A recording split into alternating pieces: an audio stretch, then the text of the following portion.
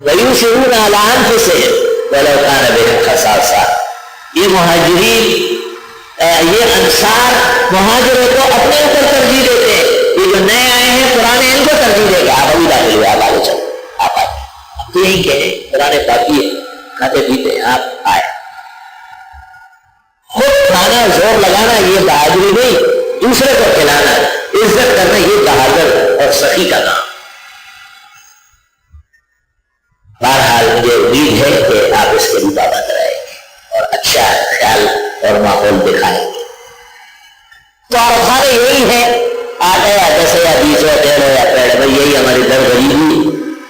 ابھی ایک دم 1.5 مہینے میں دوبارہ کھانا نہیں بنا سکتے، نئے سسٹم جو پیچھے کی طرف ملحوظ ہے۔ اگر اللہ نے اسباب راز کی اپنے خزانے اور نیک صالحین کمال دولت اور توجہات کے اور آرام ہوا تو آپ بھی شریک آرام ہوں گے۔ تو جماعت کو تو وقت متعین ہے، بڑے طلباء بڑے علماء کرام وہ اذان سے بھی بہت پہلے فارغ ہو جائے تاکہ رش نہ بنے۔ اور یعنی یہ جو ضرورت ہے طہارت کی، اس کو سامنے رکھ کے آپ کو اپنا وقت یہاں گزارنا ہے۔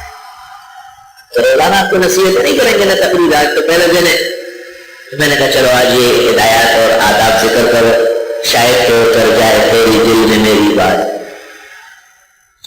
تو آپ اس طرح نظام بنائیں الحمدللہ کہ آپ کو بھی تکلیف نہ ہو، زیادہ انتظار بھی نہ کرنا پڑے، پریشان بھی نہ ہو جائے۔ آج وقت تقاضا ہوتا ہے، پریشانی ہوتی ہے، جگہ نہیں ملتی، تو اس بات کا پہلے سے خیال رکھیں۔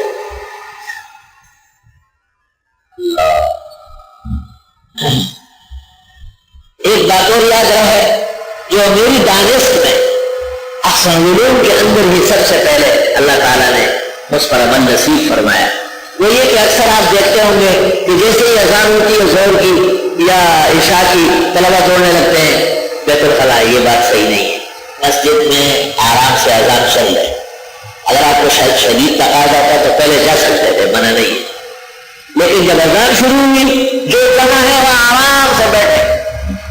مسجد میں جو موجودین ہیں ان کو جواب دینا تو نہیں ہے، لیکن اذان سننا ثواب ہے، احترام میں خاموش رہے۔ جب اذان مکمل ہو جائے، اب اگر وضو تازہ کرنا ہے یا آگے جانا ہے تو بے شک جائے۔ اذان کے دوران لڑیاں کھڑیاں چلنا شروع ہو جاتا ہے، یہ اذان کی طرف بے توجہی پیدا ہو رہی ہے اور یہ ہونا نہیں چاہیے۔ اس پر بھی آپ عمل کریں اور اس کو عمل میں شامل کر لیں انشاءاللہ تعالی۔ بعض اوقات دیکھنے میں آتا ہے کہ فرض نماز ختم ہو گئی، موقف سنت موجود ہے، جیسے ظہر کے بعد 4 فرضوں کے بعد 2 رکعت، مغرب کے 3 فرضوں کے بعد 2 رکعت، یا عشاء کے 4 فرائض کے بعد 2 رکعت، یہ موقع ہے۔ اور فقہاء کا اس پر اتفاق ہے کہ القیام الی السنت متصلا بالفرض مسنون، کہ فرضوں کے بعد مختصر دعا اللہم انت السلام اور بمقدارہا پڑھ کے، اور ممکن ہو تو جگہ بدل کے سنت پڑھ لیں، بقیہ تسبیحات وغیرہ بعد میں ہو جائے۔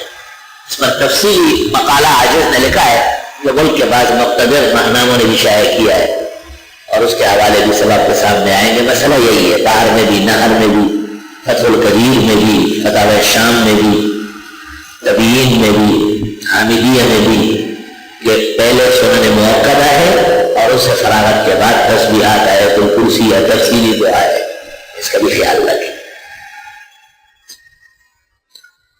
یہ بھی ایک مسئلہ ہے کہ پتہ نہیں توجہ نہیں ہے یا بولا نہیں جاتا ہے کہ تسبیحات دونوں ہاتھوں سے ہو رہے ہیں، دائیں ہاتھ سے پڑھنے کے بعد پھر بائیں شروع ہو جاتا ہے، جبکہ سنن ابی داؤد جلد اول صفحہ 210 پر حدیث ہے، کان نبی صلی اللہ علیہ وسلم یعقد التسبیح بیمینہ، آپ تسبیحات صرف دائیں ہاتھ سے پڑھتے ہیں، بائیں ہاتھ سے ثابت نہیں۔ شکر کرو کہ مرنے سے پہلے پہلے آپ کو اطلاع ہوگی، ورنہ الٹے ہاتھ سے تسبیحات کر کے آگے بڑھتے۔ ابو داؤد جلد اول صفحہ 210، مرقات شرح مشکات جلد 2 صفحہ 363، تحتوی علی المراقی صفحہ 172، تکملہ مجمع بحار الانوار جلد 5 صفحہ 487۔ تمام کتابوں میں صراحت اور وضاحت ہے کہ تسبیحات صرف یمنا دائیں ہاتھ سے ہے، بائیں ہاتھ سے نہیں۔